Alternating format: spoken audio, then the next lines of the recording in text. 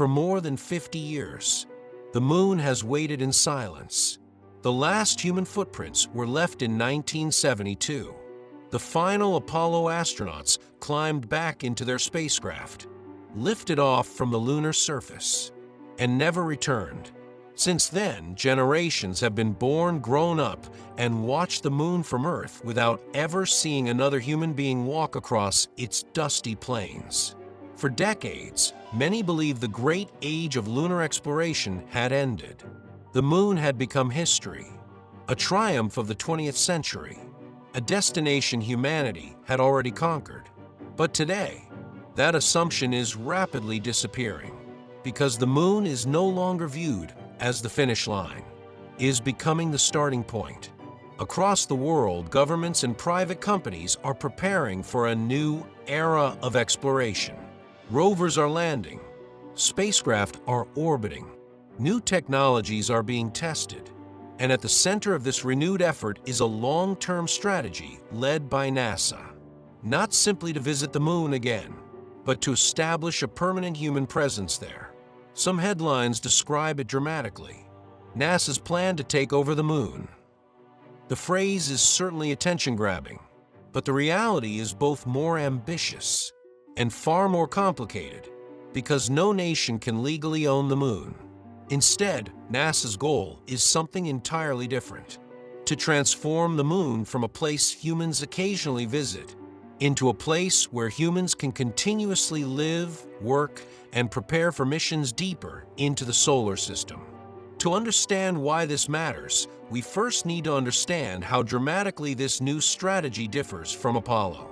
During the Apollo era, every mission followed roughly the same pattern: launch from Earth, travel to the moon, land, conduct scientific experiments for a few days, return home.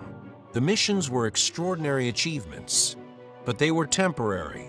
The moon was treated as a destination, not a workplace, not a settlement, not a stepping stone. Once each mission ended, everything returned to Earth. The Artemis program changes that philosophy completely. Instead of brief visits, the long-term objective is sustainability. Astronauts staying longer, conducting more science, testing new technologies, learning how to survive far beyond Earth's protective environment. In many ways, Artemis is less about the moon itself and more about preparing humanity for Mars. Because if humans cannot learn to live only 384,000 kilometers away, they have little chance of surviving journeys lasting millions of kilometers. The moon becomes a proving ground, a place to test habitats, life support systems, power generation, surface vehicles, resource extraction, and perhaps most importantly, human endurance. But creating a long-term lunar presence is far more difficult than planting another flag. The moon is one of the harshest environments humans have ever attempted to inhabit. There is no breathable atmosphere, no liquid water flowing across the surface. Daytime temperatures can exceed 120 degrees Celsius. Nighttime temperatures can plunge below minus 170 degrees. Radiation constantly bombards the surface because the moon lacks both a thick atmosphere and a global magnetic field. Micrometeorites strike regularly. Fine abrasive dust clings to everything.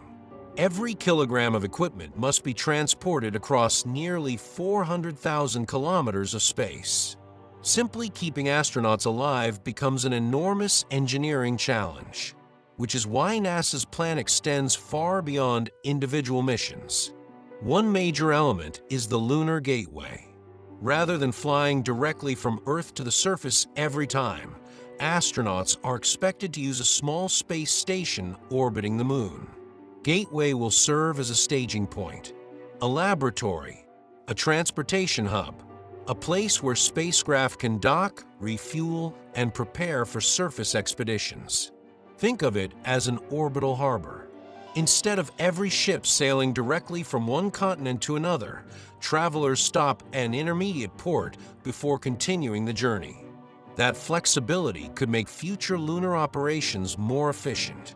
On the surface itself, NASA intends to focus on the lunar South Pole. This choice is far from random. Unlike the equatorial regions explored during Apollo, the South Pole contains areas of near-permanent sunlight, ideal for generating solar power. At the same time, nearby craters remain in permanent shadow.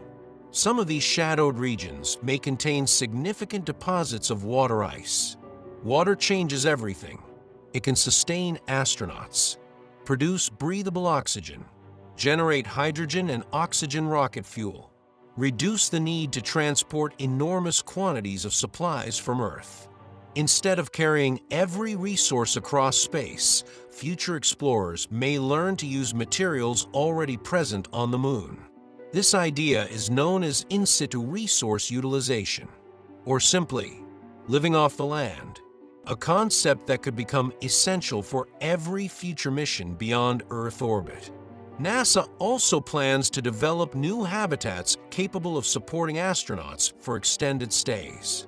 Unlike Apollo's tiny lunar module, future surface bases may include pressurized living spaces, scientific laboratories, power systems, communications equipment, and advanced mobility vehicles. Astronauts may travel much farther than Apollo crews ever could, conducting geology across wide regions, searching for ancient records preserved in untouched lunar rocks, investigating water ice hidden beneath permanently shadowed craters. Every mission becomes part of something larger, not a single expedition, but the gradual construction of an enduring presence. Yet perhaps the most significant difference from Apollo is who is involved. During the 1960s, NASA built nearly every major element itself. Today, the approach is very different. Commercial companies play increasingly important roles. Launch vehicles, lunar landers, cargo transportation, surface technologies. Instead of one organization doing everything, NASA acts more as an architect coordinating an expanding network of partners. The hope is that this model will make lunar exploration more sustainable over the long term. Not a one-time achievement, but an evolving ecosystem of exploration. And the Moon is becoming increasingly crowded. Other nations are expanding their own lunar ambitions. Robotic missions continue mapping the surface. New landers are testing technologies. Scientific interest in lunar resources continues growing.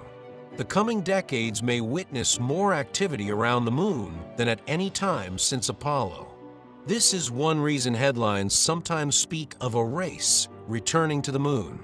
But unlike the Cold War competition of the 20th century, today's lunar efforts involve a far more complex mixture of cooperation, science, national interests, and commercial development. The Moon is no longer simply a symbol. It is becoming strategic, scientifically, technologically, economically, and perhaps eventually, industrially. Still, enormous challenges remain. Radiation exposure, lunar dust, reliable power during long lunar nights, psychological isolation, medical emergencies, equipment failures. Every problem becomes harder when help is nearly 400,000 kilometers away. Building a permanent human presence will require solving challenges no civilization has ever faced before. There are also legal questions. The Outer Space Treaty prohibits nations from claiming sovereignty over the Moon. No country can own it. No flag planted on the surface creates territory. NASA is therefore not seeking possession of the Moon, is seeking access, capability, experience, infrastructure. The distinction matters. The goal is not to conquer another world. It is to learn how humanity can responsibly operate beyond Earth for extended periods. And perhaps that is the deeper purpose behind every Artemis mission. The Moon is not the final destination. It is the classroom, a nearby world where humanity can practice living away from Earth before attempting journeys far more difficult. Every habitat assembled, every rover tested, every kilogram of lunar ice extracted. every night survived beneath the harsh lunar sky, teaches lessons that may one day carry humans to Mars and beyond. Because the greatest challenge is not reaching another world. Humanity has already done that. The real challenge is staying there, learning to build, to adapt, to survive, to transform brief visits into lasting presence. And perhaps that is why NASA's new lunar strategy matters so much. It is not really about taking over the moon. It is about overcoming the limits that have confined humanity to one planet since the beginning of history. For the first time since Apollo, the moon is no longer becoming a place we remember. It is becoming a place we return to, and perhaps before this century is over, a place we never truly leave again.